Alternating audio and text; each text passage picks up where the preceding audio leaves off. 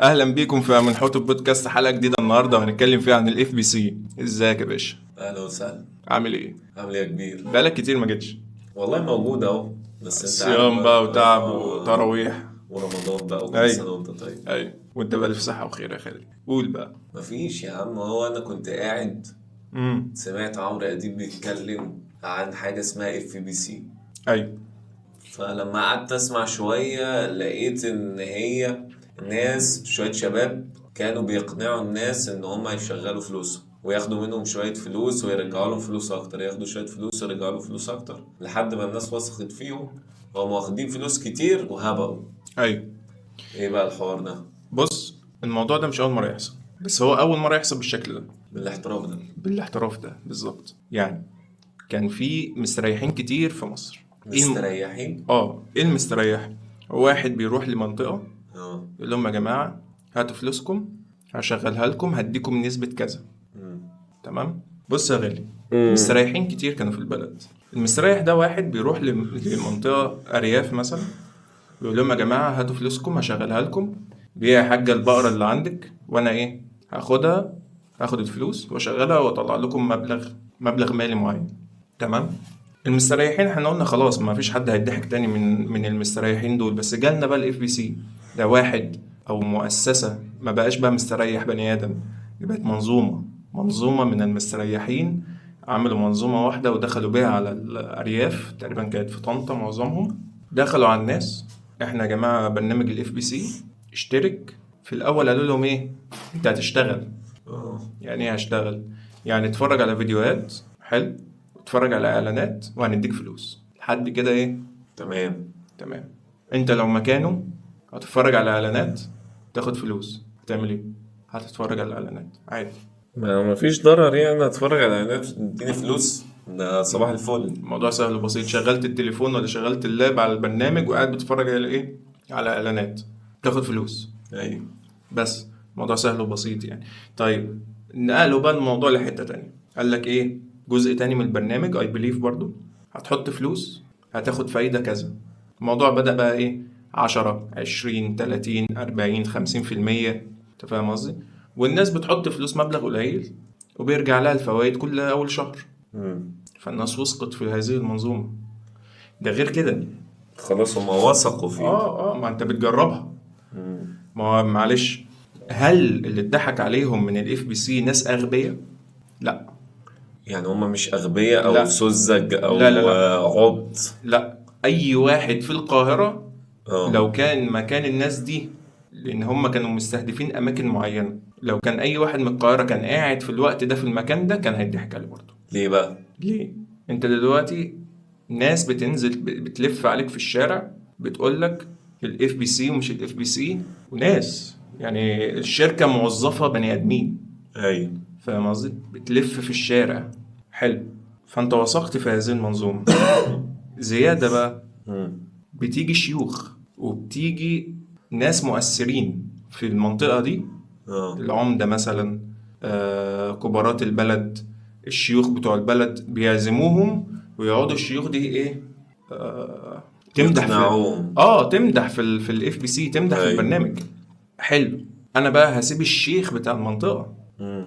ومش هصدقه، وهكذب الناس كلها وهقول ان ده نصب. الناس كلها قاعده بتكسب، وانا رحت واخد مثلا 100 جنيه وحاططها في البرنامج وبدأ يجيب لي فلوس. ايوه. فخلاص انا شفت الربح بعيني. بالظبط. اه. ما انا جربته، وده برنامج.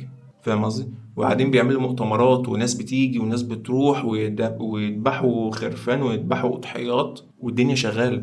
ايوه. ماشي. والناس باين عليها محترم ولابسين بدل وجايبين شيوخ وجايبين ناس وبتاع. فاهم قصدي؟ مم. فمستحيل اي حد يجي في باله ان ده نصب. اه. ليه انا بقول الكلام ده؟ ايوه. لان واحد مثلا في القاهره ما سمعش مثلا عن البرنامج ده زي مثلا. طب السؤال معلش امم قبل ما نروح للقاهرة. اشمعنى الأرياف؟ على ما اظن اه.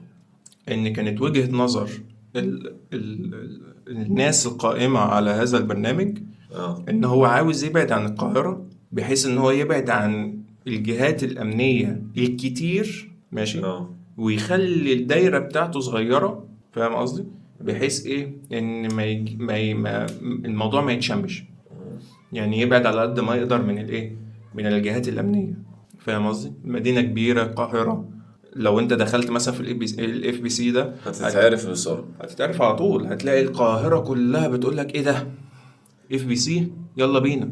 فالموضوع هينتشر، هيطلع ترند. ايوه فالبلد بالظبط. هتعرف على طول، هتقول لك ايه ده، اه. مين، ايه الاف بي سي ده، ايوه. وريني الناس دي.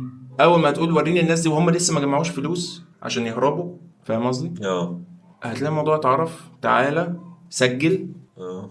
سجل في في الشركة وخد فلوس، خد سجل أرباح الشركة كل شهر. سجل الشركة وافتح ملف ضريبي. وانت فين الملف الضريبي بتاعك؟ ليه بقى؟ ايوه. وانت شغال في ايه اصلا؟ انت تاجر مخدرات ولا انت حكايتك ايه؟ ازاي تدي الناس 50% ارباح؟ ده الريان ما عملهاش يعني، فاهم قصدي؟ ايوه. انت بتعمل كده ازاي؟ ما هو بينافس البنوك. لا، والشباب اصلا يعني اللي هيساعد الموضوع ده يطلع ترند، ان الشباب دلوقتي كلهم اللي في سننا واحنا اولهم بنجري ورا الفلوس، عايزين فلوس اكتر في اسرع وقت. ليه؟ ما هو ده بقى من اللي انت بتشوفه. يعني انت بتفتح التليفون بتلاقي واحد راكب فيراري، تمام. بتفتح التليفون انت بتلاقي راكب ايه؟ واحد. انا راكب ميكروباص. ليه انت راكب ميكروباص؟ ما انا بقى اتولدت لقيت نفسي راكب ميكروباص، ما انا طيب، عايز بقى انط من هل انت في يوم من الميكروباص. الايام هتركب حاجة غيره؟ والله على حسب، يعني انت ممكن تركب فراري وممكن تركب حاجة تانية. بص، الفقر اللي احنا فيه دلوقتي مم. محدش كان ممكن يتخيله. ايوه. يعني احنا وصلنا لحالة في ستيت اوف سرفايفل مم. فظيعة. اللي هو انت، الشباب دلوقتي ضحت بفكرة ان هي تتجوز، خلاص مش عاوز، حلو. عني ما اتجوزت. وفكرة ان هو يخلف بقى ويكون اسرة وبتاع، لا خلاص انا مش عارف ادفع الايجار، انا مش عارف اجيب مصروفي. انا مش عارف اجيب مصروفي. دي حقيقة. انا عندي اخت عاوزة تتجوز مثلا، وجاي لها مثلا عريس عنده 40 سنة مثلا ولا حاجة، ويعني كل الصفات السيئة فيه، بس هو عنده يعني عنده مثلا، شقة وعربية. لا مش عنده عربية، عنده شقة إيجار قديم مثلا في حتة زبالة. فبالنسبة لنا عريس لقطة. اه. وعاوزين نجهز البنت، مش عارفين نجيب لها خلاط وتلاجة، مش اه. عارفين. وأنا بال5000 جنيه بتوعي دول أنا مش عارف أصرف على نفسي. تمام. والمفروض إن أنا هساعد أبويا اللي خلاص فاضل له سنة سنتين ويطلع معاش، في أختي اللي هي حتى لو اشتغلت هتجيب كام؟ هي الأولى. هي هتجيب كام؟ مم. حتى لو اشتغلت، هل نفترض ان هي متعلمة بتاعها، هتجيب كام؟ 2000 3 4؟ هتجيب بقى التلاجة ام 50,000 و60,000 دي ازاي؟ يا عم ارخص تلاجة في السوق ب20,000 هتجيبها ازاي؟ مم. انت فاهم قصدي؟ والخلاط ده هتجيبه ازاي؟ فالشباب لما بسبب اللي انت قلته ده. الفقر اه. الشديد، فقر شديد. هتجري على طول. ده انا بقول لك يعني الحوار مش في الحوار مش في الفقراء بس. يعني انا عندي زمايلي مقتدرين ماديا وناس كتير. لما بتطلع حاجة زي كده، زي لو تسمع اللي هي مراهنات الماتشات. وان اكسبت. وان اكس بت والحاجات دي الكلام ده احنا مش بنعمل له اعلان. اه. وان اكسبت دي اوسخ، انا معرفش هي اتمنعت ولا لسه، مش عندي معلومة، ايوه. بس هي اوسخ حاجة. اولا حرام، ده بسم الله الرحمن ده بسم الرحيم الله الرحمن الرحيم. يعني انت اولا انت بتراهن، الف ب مراهنه، اه. مراهنه، ايوه. مراهنه. يعني مش هنقول مثلا اصل هي شبه التريدينج، والتريدينج فيه شبهه ان هو ما يبقاش مراهنه، وده مبني على اسس علميه. ده مش مبني على حاجه. ده صريح. اه ده صريح. اللي هو بيقول لك انا بت يعني مراهنه، اه. انا 1 اكس بت، يعني احنا بنراهن. بس يعني ايوه. هو من اسمه بيقول لك انا مراهنه. اه. احنا، انت في فرصة تفوز، في 10 ان انت تخسر، هتخش تقول له والسبب ان هو انتشر ان الناس. برضه الناس مش معاها فلوس. الناس، اقول لك حاجة، فكر الناس الفقراء اذا كان غلط او صح، بس هو فكر الناس الفقراء كلهم، فكر الناس الفقراء ايه هو؟ انا دلوقتي بقبض 4 5 آلاف جنيه، وعاوز. فانا دلوقتي قدامي اختيارين في المراهنات، يا هكسب فاجيب، يا هخسر فانا كده كده مش خسران حاجة. فاهم هو بيفكر ايوه، ازاي؟ انا ما عنديش حاجه اخسرها. هو ما عندوش حاجة يخسرها. فال5 6 آلاف جنيه، ال10 20 ألف جنيه اللي حيلته يروح راميها في الايه؟ في في المراهنات. المنصه دي. في اي منصة بقى، اي حاجة، تريدينج يرمي، وان اكسبت يرمي، يشوف الاف بي سي يرمي. فاهم قصدي؟ هو كده كده رايح في 60 داهية، هو خلاص ماشي. فيقول لك كسبت ما كسبتش، كده كده انا رايح في 60 داهية، ما فرقتش. فاهم قصدي؟ فده فكر الفقراء. يعني لو واحد غني مثلا معاه مليون جنيه مثلا، او مثلا بيخش له مليون جنيه كل شهر، مستحيل تقول له 1 اكس بت يقول لك يا لهوي خد مليون، انا عاوزهم يبقوا مليار. مفيش واحد غني بيفكر بالطريقه دي نهائي.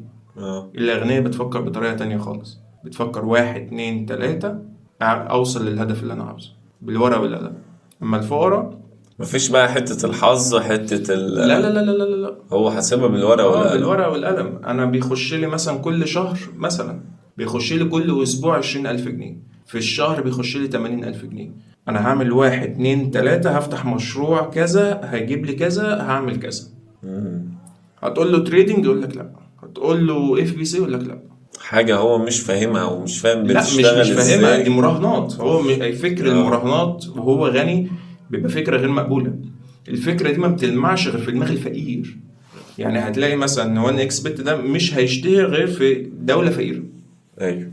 بس طيب واحد معاه شاب بيدرس مثلا في الكلية ومعاه 100 جنيه في جيبه، فهو عارف ال 100 جنيه كده كده هتتصرف. فبيقول لك يلا يا عم ايه نحط ال 100 جنيه يمكن ترجع لنا 400 جنيه يمكن بالظبط. فانت عندك بقى ايه شباب كتير من النوع ده، فمية في مية في مية في مية فبتكون مبلغ. طيب برضو ال1 اكس بت عمل لقطة لطيفة. يعني قال لك الشعب ده بيحب ايه؟ شعب فقير بيحب ايه اكتر حاجة؟ بيحب الكورة والستات ولا ملهاش علاقة؟ ملهاش، انا معرفش موضوع الستات هو بيحب الماتشات، بيحب الكورة جدا. صح او غلط دي قصة تانية هنتكلم فيها في حتة في وقت تاني. كلنا بنحب الكورة ماشي. انا مش بحب الكورة اصلا. لا ما بحبهاش ماشي. يعني انا شايفها موضوع وقت تاني، ماشي. موضوع الكورة ده كارثة كبيرة ليها وقتها هنتكلم فيه. شايف الشعب بيحب الكورة جدا، فقال لك ايه؟ نعمل مراهنات كورة زي الشعب الاسباني كده، زي الشعب البرازيلي. كل ده شعوب بتحب بتعشق، يعني الاغلب 99% من الشعب بيعشق الكورة. اعمل له الوان اكس بت، اعمل له كورة. تعال قول لي الماتش ده هيخلص كام؟ ماتش الاهلي مثلا. ايوه حلو. هيخلص 3-1 للاهلي. انا واثق قوي في الاهلي، فالاهلي عمره ما هيجيب 3-1. ايه الاحتمال ان هو يجيب 3-1؟ 1%. اشمعنى 3-1 يعني؟ ليه ما تبقاش 3-0؟ ليه ما تبقاش 3-2؟ ليه ما تبقاش 2-1؟ فاهم قصدي؟ فمستحيل هيجيبها. فخسران خسران. ممكن يكسب وممكن 10 مرات يخسر. ممكن يكسب مرة و20 مرة هيخسر، يبقى ضيع فلوسه كلها. هو كده كده هيضيعها، كده كده هتضيع. يقول لك ايه؟ انت لو راهنت على الاهلي ان هو يفوز بس هتكسب كذا، لو راهنت ان الفريق التاني هو اللي يفوز هتكسب كذا وبتبقى اكتر بكتير. اللي هو الفريق الاضعف. ماشي. فالناس تعمل ايه؟ فتروح تراهن على الاهلي، فتلاقي نفسها هو الاهلي بيكسب فعلا، بس بتكسب مبلغ قليل 20 جنيه مثلا يبقى داخل ب2000 جنيه ويكسب 20 جنيه. نو. فاهم قصدي؟ طب لو الاهلي خسر اوف ال2000 طارت. طب لو واحد بقى داخل ب20 جنيه بيراهن على الفرقة الخسرانة وراهن ان هي تكسب وكسبت، تبقى 2000 جنيه. تبقى 2000 جنيه. ما هو بياخد بقى الفلوس التانية دي كلها. حلو. احنا مش بنقول استراتيجيات ازاي تراهن. انت فاهم؟ انا عاوز افهمهم ان الوان اكس بت ده اولا حرام. طب نطلع من موضوع حرام، هتخسر كل فلوسك ده كده كده. وبرضو في حلقة كبيرة جدا عاوزين نعملها عن موضوع التريدينج، لان التريدينج التداول اللي هو الراجل اللي بيطلع لك، هتلاقيه مثلا طلع لك في اعلان الحلقة دي اللي هو يقول لك ايه؟ انا معايا عربية انا معايا عربية موستنج. تعالى بص كده على العربية اللي انا لسه شاريها يا فقير. دي انا اشتريتها ازاي؟ بالاب ده. بص كده بدوس ايه ده؟ كسبت $100. انظر. بص كسبت $200. انكر. اشترك الان. ده سهل جدا. بعمل كده انطر. $100 كده $200. انت فاهم قصدي؟ طبعا الموضوع ده اولا حرام. تريدينج قمار صريح. صريح، مش مبني على ان هو اسهم بتشتريها وبتبيعها. لا هو هنعمل له حلقة هنعمل له احنا كده حلقة. عملنا حلقات كتيرة إحنا واحنا عملنا عاوزين نعمل له برضه حلقة كاملة دي. يبقى كده في حلقة تريدنج وفي حلقة وان اكسبت مراهنات مراهنات. وفي حلقة ايه كمان؟ احنا عاوزين نكتب كورة، حلقة كورة. هات الموضوع بقى بتاع النهارده اللي هو الاف بي سي. احنا قلنا في الاول ان هو حرام، بس لما يجي لك واحد شيخ ويقول لك ده برنامج هايل، فانت تقول ايه ده مش حرام، هو شيخ اكيد الشيخ مش هيضحك عليا. طب افرض الشيخ هو اللي مضحوك عليه، مش احتمال انا خدت دلوقتي شيخ، معلش هو الشيخ ده بيبقى دراسته ايه؟ ازهري مثلا، يعرف ايه في الدنيا يعني؟ لا يفقه شيء في الدنيا خالص، ما يعرفش حاجه عن الفلوس، ما يعرفش ده هل ده يعتبر قمار، هل ده يعتبر فايده، هل ده يعتبر ما يعرفش. فيقول لك دول اللي بيعملوا ايه؟ بيخلونا نتفرج على اعلانات. ايه المشكله؟ هو الى حد ما فيهاش مشكله، بس ان انت تحط فلوس تاخد فايده جاهزه. بتوع البنوك دلوقتي هيزعلوا مننا، تاخد فايده جاهزه. هي جت على بتوع البنوك وكل الناس زعلت. الناس كلها زعلت. يا عم بص، انا هنا عندي رساله، اللي هو انا عاوز الشعب يفوق، لان في حاجات كتير الشعب المصري بيعملها غلط والشباب كلها مش فاهماها، والدولة مش الدولة، السيستم ما بيسعاش ان هو يفهم الشباب، بالعكس ده بيزق في ان هو ان الشباب ما تفهمش الموضوع ده. يعني واحد دخل ابتدائي اعدادي ثانوي جامعة جيش خرج، ده يعرف ايه عن الكريبتو؟ ولا اي حاجة. يعرف ايه عن البنوك؟ ولا يعرف ايه عن البنك المركزي؟ يعرف ايه عن التضخم؟ يعرف ايه عن الفايدة؟ يعرف ايه عن القروض وفايدة القروض؟ وسام ابو علي راح الاهلي. هو ده اللي فارق معاه. هو ده اللي فارق معاه، هو ده بس. هو طالما انا عارف اخبار اهم نادي في الكرة الارضية، خلاص كده انا في الامان. لا، انت امام عاشور نفخ البالونة بالظبط. طالما انا عارف امام عاشور عمل ايه ونايم وعارف هو عمل ايه، خلاص كده. وبنزل على القهوة أهزر مع صحابي والدنيا وخلي جميلة بالك. وبنطلب واحدة سادة سكت أقول لك وخلاص. طالما انا قاعد في وسط ابويا وامي واخواتي ومفيش حد بيقول لي ايه الهبل اللي انت بتعمله ده، بالعكس كلهم باصين وراضيين عني، وبنزل بشوف اصحابي اكتر حاجه مهمه في حياتهم كهربا مشي من الزمالك راح للاهلي، او ان كهربا شتم في الزمالك، او ان كهربا بيحب الاهلي قوي. فاهم قصدي؟ هو ده اعلى نشوة. اعلى موضوع مهم هم بيتكلموا فيه. فاهم قصدي؟ ومرتضى منصور عمل ايه النهارده؟ ماشي واللعيبه بتوع الاهلي مين جه ومين راح، والعقد ده اتمضى بكذا والعقد ده اتمضى بكذا. طب انت فين؟ وأغلى مدافع في الدوري الإنجليزي. انت مالك انت بالكلام؟ ومرموش مين انت مالك انت بمرموش؟ تسيب المرموش يلعب في الحته اللي هو عاوز يلعب فيها. هم مشينا تعليق قاعدين بنعلق. يا عم علق، بس علق على حاجه مهمه. انت طالما انت مجمع اصحابك والحاجه الوحيده اللي انت بتتكلموا فيها كوره، انت هتروح فين؟ وانت عمال تعلق ما بتلعبش. يا عم هو اهو انت ما بتلعبش مش هيقدر يلعب ولا عايز تلعب. طب انت عمال تعلق، طب انت هتوصل ولا لفين؟ هيقدر. بس اقول لك، الشاب من دول يقعد يلعب كوره من هو صغير، يكتشف ان هو ما يقدرش يلعب في اي نادي غير بواسطه، زي كل اللعيبه الكسر اللي موجوده دلوقتي. مش كلام، احنا برضو دخلنا في سكه الكوره، ما علينا. ماشي. فيعمل ايه؟ يقول لك طالما انا مش هعرف العب وحلم اتكسر وحلم ضاع وانا خلاص كده بلا حلم وانسان رايح في 60 داهية، خلاص بقى هشرب سجاير عشان لما يجي حد يقول لي انت ليه ما لعبتش كورة، اقول له عشان انا كنت بشرب سجاير. يرمي همومه على حاجة تانية، يقعد ينفخ بقى في السجاير، يلغي الموضوع من دماغه، فالنار اللي جواه تروح فينام مرتاح. خلاص ضيعت حلمي وشربت سجاير وقاعد بنفخ فيها وانا مرتاح البال وبنام دلوقتي ايه مستريح وشكرا. اقفل بقى الصفحة دي، انا حياتي ضاعت خلاص. انا دلوقتي عايش بروح الشغل، امي مبسوطة ان انا رايح الشركة وجاي من الشركة. انتوا عارفين ابني شغال فين؟ ده شغال في العزبي، ده شغال في موبينيل، ده شغال في المطار، في الهس بس. انت فاهم؟ طب حضرتك ابنك اللي شغال في اعظم مؤسسة في الدنيا في الكرة الارضية، شغال في المخابرات الحربية، بيقبض كام؟ 4-5 آلاف جنيه، 6 آلاف جنيه. طب انت مبسوطة بالمسمى اللي هو شغال فيه؟ يعني هو شغال في النادي الاهلي بيعمل ايه؟ بينظف النادي الاهلي. شغال في العزبة بيعمل ايه؟ بيرص ادوية. شغال في المطار بيعمل ايه؟ واقف حرس امن. بيشيل الشغل. امن. انت فاهم؟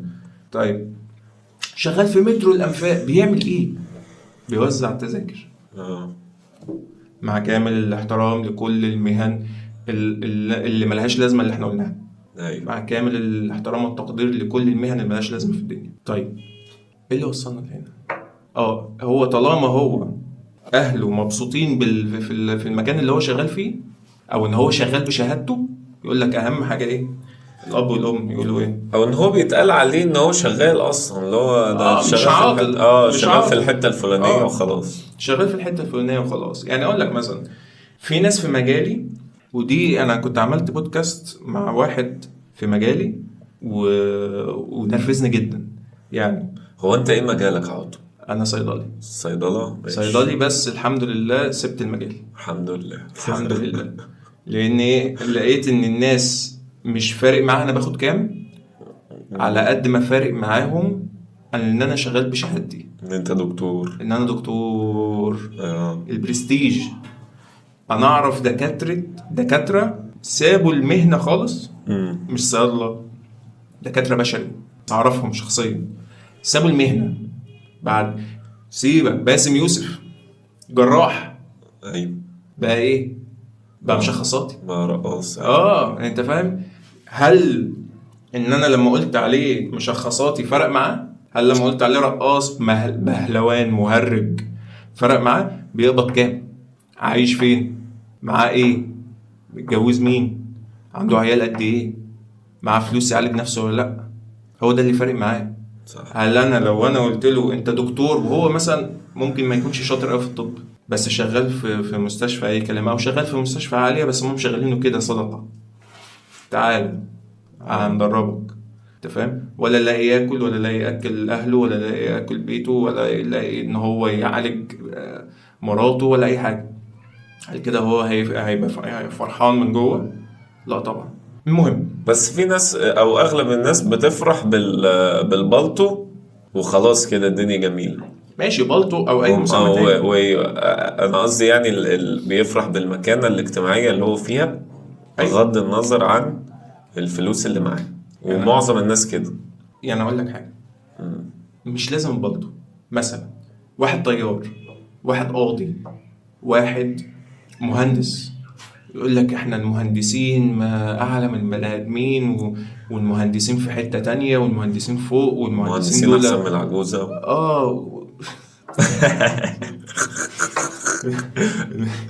المهندسين ايه في حتة تانية خالص. أيوة. ماشي. بتقبض كام؟ انت لسه هندسة مدني متخرج مثلا من سنة، قعدت تدريب سنة وخلصت الجيش وبقى عندك 27 سنة، بتقبض كام؟ 27 سنة دي يعني ابوك كان مخلفك ومخلف اخوك الصغير، بتقبض كام؟ تقول لي 5000 جنيه، 6000 جنيه، 7000 جنيه. ايوه. تعمل بيهم ايه؟ اولا انت بتصرف 3 مواصلات. صح. ده اولا، لان معظم المشاريع في الهندسه المدنيه مش هتبقى في القاهره. صح. معظم المشاريع، بس انت مش شغال في مترو الانفاق مثلا رايح تبني المترو اللي في الهرم، لا، انت هندسه مدني رايح مثلا العاصمه الاداريه، رايح نور، رايح بالم هيلز، رايح اي حته تشتغل فيها، رايح ليبيا هتقبض، بس يعني رايح في اي حته بعيده. فانت مصاريف كتير رايح، مصاريف كتير جاي. لو هتاكل هناك وامك مش هتعمل لك الاكل في البيت، انت خلاص صرفت الست. واسمك ايه بقى؟ المهندس راح، المهندس جه. صح. والجيران بقى، المهندس محمد راح، المهندس محمد جه. ايه مش اتجوزوه ولا ايه؟ هو مش معاه ياكل اصلا. فاهم قصدي؟ طيب شوف بقى المهندس ده، انا هقول لك حاجه وقلتها للناس على فكره. كنت شغال في الصيدليه وفي واحد جالي، كنا بنتكلم في موضوع الرزق ده. قلت له شايف الفرن الفينو اللي قدامي دي؟ قال له. قلت له لو انا مثلا كنت ساعتها باخد 5000 جنيه، قلت له لو هو هيديني 5000 جنيه انا هسيب المكتب اللي انا قاعد عليه ده والبلطو اللي انا لابسه واروح اقف معاه، اعجن، اخبز، اقف قدام الفرن، مش فارق معايا. مش فارق شكلي، الناس تفتكرني بقى صنايعي او رزقي، عادي. مش هيديني اعلى من مرتبي هروح اشتغل ان شاء الله جنيه اعلى من المكان اللي انا فيه، شكرا انا رحت هناك. طيب يعني انت كنت عايز توصل له ان المكانة الاجتماعية دي مش فارقة معاك، وان البلطو بالظبط، ده مش فارق معاك في حاجة. ما يفرقش غير مع الناس الناقصه. الله. يعني ما يفرقش. بس اقول لك حاجه برضو، خلي بالك من نقطه. انت دلوقتي بني ادم مجتهد وشاطر وذكي دراسيا، حط تحت كلمه ذكي دراسيا دي مليون خط. لان مفيش حد، يعني قليلين جدا جدا جدا اللي بيوصلوا لاعلى الكليات ويكونوا اذكياء في الدنيا. لانه لو ذكي في الدنيا مش هيكمل في الخرا اللي هو فيه. انا عارف الناس دلوقتي هتصدم، اوبا. اللي انت فيه ده خرا. الكليات والتعليم العالي والقرف ده كل ده ما بيعلمكش حاجة في الدنيا. نوصل بقى للنقطة اللي احنا وقفنا عندها. المتعلمين دول اتعلموا ايه؟ هل اتعلموا كريبتو؟ هل اتعلموا فايدة بنوك، فايدة بنوك؟ هل اتعلموا انترست اللي هي الفايدة عموما بعيدا عن البنوك؟